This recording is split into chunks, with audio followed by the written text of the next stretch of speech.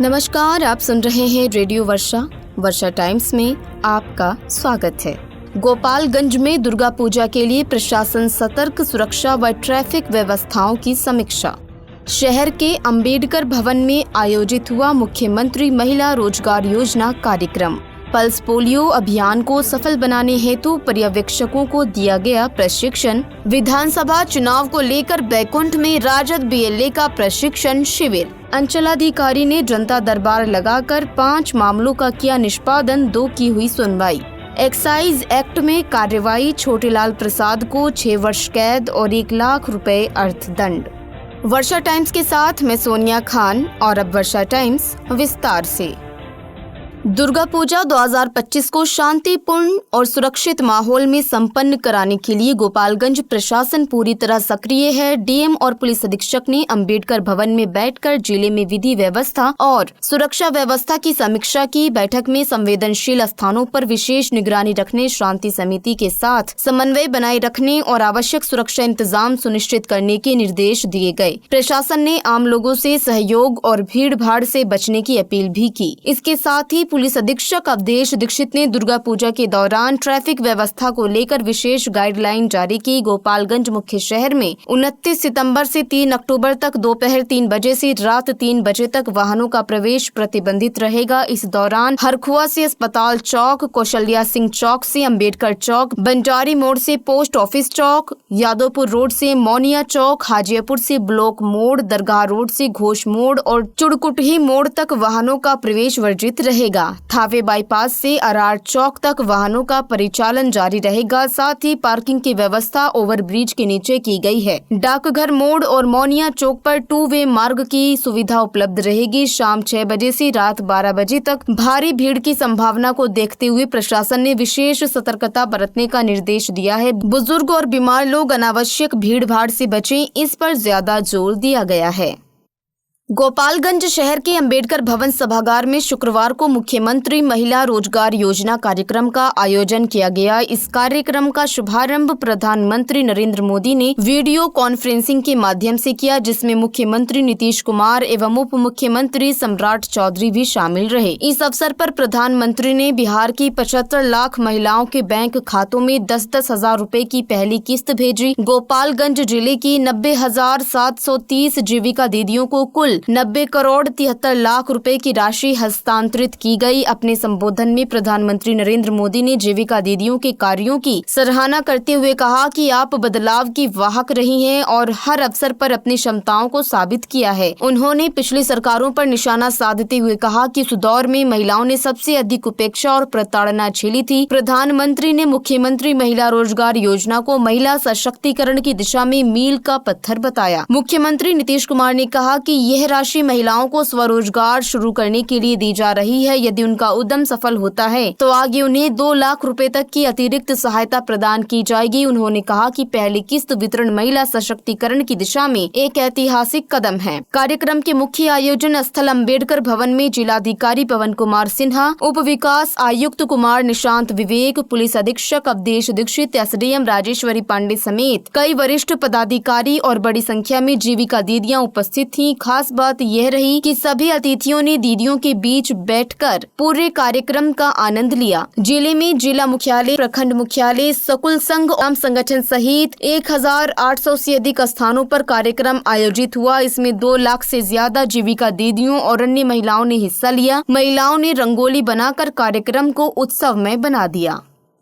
12 से 16 अक्टूबर तक चलने वाले 5 दिवसीय पल्स पोलियो अभियान की तैयारी को लेकर मांझा सामुदायिक स्वास्थ्य केंद्र में क्षेत्रीय पर्यवेक्षकों का 1 दिवसीय प्रशिक्षण आयोजित किया गया। प्रशिक्षण ब्लॉक मॉनिटर अवनीश कुमार द्वारा किया गया। प्रशिक्षण में बताया गया कि प्रत्येक टीम यह सुनिश्चित करे कि पिछले चक्र के बाद जन्मे किसी भी नवजात शिशु को पोलियो की खुराक से वंचित न रहना पड़े। दीवार मार्किंग के नियमों को स्पष्ट करते हुए कहा गया कि जिस घर के बच्चों को पोलियो की खुराक दी गई है उस घर पर बी पट्टा अंकित किया जाएगा। वहीं जिन घरों में बच्चे खुराक से वंचित रह जाएंगे वहीं एक्स बट्टा अंकित किया जाएगा। टीम द्वारा बच्चों को प्रतिरक्षित करने के बाद उनके नाखून पर नेल मार्किंग भी अनिवार्य रूप से की जाएगी, जिसका सत्यापन क्षेत्रीय पर्यवेक्षक करेंगे। यह भी सुनिश्चित किया जाएगा कि प्रत्येक टीम समय पर वैक्सीन उठाकर व अभियान का कार्य आरंभ करे। अनुपस्थित रहने वाले कर्मियों पर सख्त कार्रवाई की चेतावनी दी गई। दूसरी ओर प्रभारी चिकित्सा पदाधिकारी डॉक्टर तारिक इब्राहिम की देखरेख में प्रखंड विकास पदाधिकारी विनीत कुमार के नेतृत्व में टास्क फोर्स की बैठक हुई। इसमें महिला पर्यवेक्षिका रीता कुमारी, वीएमसी नवीन कुमार, वीसीएम सुनील कुमार, स्वास्थ्य समिति प्रबंधक सिद्धार्थ कुमार समेत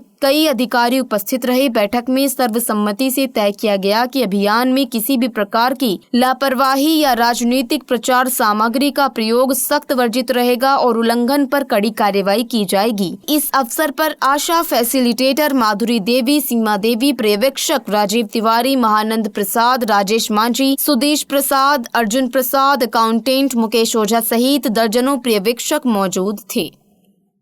बैकुंठपुर प्रखंड मुख्यालय स्थित दिघवा दुबौली में शनिवार को विधानसभा चुनाव की तैयारी के तहत राष्ट्रीय जनता दल BLA 2 का एक दिवसीय प्रशिक्षण शिविर आयोजित किया गया। शिविर में बैकुंठपुर विधानसभा क्षेत्र के बरौली, सिधवलिया एवं बैकुंठपुर प्रखंडों के BLO 2 को प्रशिक्षित किया गया। प्रशिक्षण का नेतृत्व विधायक प्रेमशंकर प्रसाद यादव ने किया। उन्होंने कहा कि चुनाव प्रक्रिया शुरू होने से लेकर मतदान की समाप्ति तक BLA की महत्वपूर्ण भूमिका रहेगी। मतदान के दिन प्रत्येक BLA मतदाताओं की सहायता कर लोकतांत्रिक प्रक्रिया को सुचारू रूप से संचालित करने में सहयोग करेंगे। शिविर में पूर्व जिला परिषद सदस्य सुरेंद्र यादव, पूर्व मुखिया इमाम हुसैन, मुखिया सुभाष यादव, मुखिया वीरेंद्र शाह, मुखिया प्रतिनिधि फरमान अली, सरपंच मनोज कुशवाहा, माले नेता विजय सिंह, पूर्व मुखिया चुनचुन कुंवर, मोती पंडित, नागेंद्र महतो, सुभाष मांझी, राहुल सिंह, लाल बाबू मांझी सहित कई जनप्रतिनिधि और कार्यकर्ता उपस्थित रहे। कार्यक्रम की अध्यक्षता विनोद मांझी ने की, जबकि मंच संचालन राजद के जिला उपाध्यक्ष पिंटू पांडे ने किया।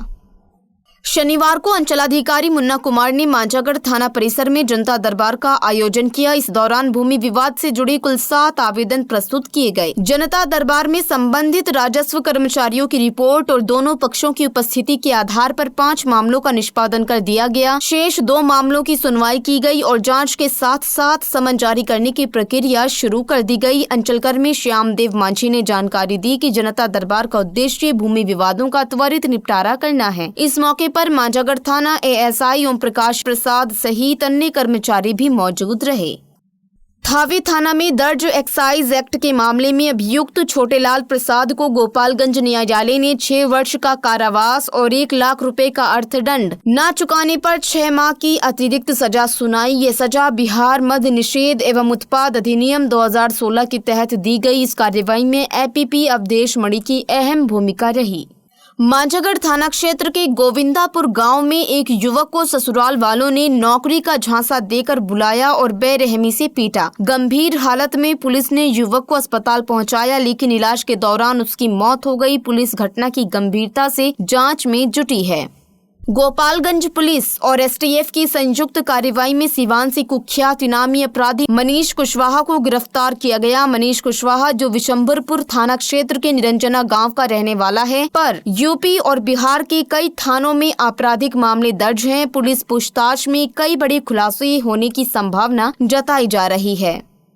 अनुमंडल पदाधिकारी गोपालगंज की अध्यक्षता में आज एक बैठक आयोजित की गई, जिसमें शहर में दुर्गा पूजा के अवसर पर जाम मुक्त सड़क व्यवस्था पर चर्चा हुई। बैठक में नगर परिषद के अधिकारी, फुटपाथ संघ के अध्यक्ष ताहिर हुसैन, उपाध्यक्ष राकेश कुमार सिंह, सचिव बबीता देवी सहित अन्य अधिकारी उपस्थित थे। बैठक में यह निर्णय लिया गया कि पोस्ट ऑफिस चौक से थाना चौक तक दुर्गा पूजा मेला के दौरान कोई दुकान नहीं लगेगी। ताहिर हुसैन ने कहा कि शहर में कुल 1350 फुटपाथ दुकानदार पंजीकृत हैं, जिनमें से अधिकांश को PMRY योजनाओं के तहत लोन दिया गया है। पंजीकृत दुकानदारों के लिए वेंडिंग जोन बनाए जाएंगे, जबकि सड़क पर अवैध दुकानदारों को हटाया जाएगा। उन्होंने वाहनों के प्रवेश और पार्किंग के लिए मार्ग भी स्पष्ट किए। ई रिक्शा और 4 पहिया वाहनों को अलग अलग मार्गों से प्रवेश की अनुमति होगी। बढ़हरिया रोड, रेलवे ढाला, कमला रॉय कॉलेज, थावे साइड, बंजारी चौक, जादवपुर और हाजियापुर की दिशा से आने जाने वाले वाहन अलग अलग निर्धारित मार्गों से गुजरेंगे। अनुमंडल पदाधिकारी ने अधिकारियों और फुटपाथ संघ से सहयोग की अपील की और कहा कि इस व्यवस्था से दुर्गा पूजा के दौरान सड़क जाम और भीड़ की समस्या कम होगी। मांझागढ़ थाना क्षेत्र के बहोराहाता गांव के पास सारण नहर पर शुक्रवार को एक बच्चे को बचाने के दौरान ई रिक्शा नहर में गिर गई। इसमें सवार पिता, पुत्र और पत्नी पानी में डूब गए। स्थानीय लोगों की मदद से पिता और पुत्र को बचा लिया गया, लेकिन पत्नी मीरा देवी अभी तक नहीं मिली। जानकारी के अनुसार रमेश यादव अपनी पत्नी मीरा देवी और 8 वर्षीय पुत्र संतोष कुमार को गोपालगंज इलाज के लिए ले जा रहे थे। इसी दौरान पुल पार करते समय अचानक सामने से एक बच्चा आ गया। बच्चे को बचाने के प्रयास में ई रिक्शा संतुलन खो बैठा और नहर में गिर गया। घटना की सूचना मिलते ही मौके पर मांझागढ़ थाना पुलिस और स्थानीय लोग पहुंचे। पिता और पुत्र को तुरंत बचा लिया गया। महिला की खोजबीन में पुलिस लगी, लेकिन सफलता नहीं मिली। इसके बाद NDRF को बुलाकर खोज अभियान शुरू किया गया, लेकिन 2 दिन बीत जाने के बाद भी महिला नहीं मिली। घटना स्थल पर अंचलाधिकारी मुन्ना कुमार और प्रखंड विकास पदाधिकारी विनीत कुमार भी पहुंचे और खोज कार्य की निगरानी की। हमारे संवाददाता त्रिलोकीनाथ दुबे की रिपोर्ट के अनुसार राष्ट्रीय खाद्य सुरक्षा अधिनियम के तहत बिहार पटना स्थित खाद्य एवं उपभोक्ता संरक्षण विभाग के निर्देश पर 22 सितंबर से फुलवरिया प्रखंड के सभी 12 पंचायतों में राशन कार्ड बनाने के लिए विशेष शिविर लगाए जा रहे हैं। ये शिविर पंचायत सरकार भवनों पर 10 अक्टूबर तक चलेंगे। प्रत्येक पंचायत में विकास मित्र और 3 कंप्यूटर कर्मी तैनात किए गए हैं। प्रखंड स्तर पर कुल 50 कर्मी इस कार्य में जुटे हुए हैं। शिविरों में पात्र लाभुकों से राशन कार्ड बनाने हेतु ऑनलाइन आवेदन किए जा रहे हैं। आवेदन के लिए आधार कार्ड, बैंक पासबुक की प्रति, निवास प्रमाण पत्र और मतदाता पहचान पत्र अनिवार्य है। शनिवार को फुलवरिया पंचायत सरकार भवन परिसर में आयोजित शिविर मुखिया अल्ताफ हुसैन की देखरेख में संपन्न हुआ। इसमें करीब 30 लाभुकों के आवेदन ऑनलाइन किए गए। MO श्रीनिवास शर्मा और अभिषेक मिश्रा ने बताया कि पंचायतवार रोस्टर पूर्व में ही जारी कर दिया गया है। शिविर में विकास मित्र सुनीता देवी और देवनाथ राम भी सहयोग कर रहे थे।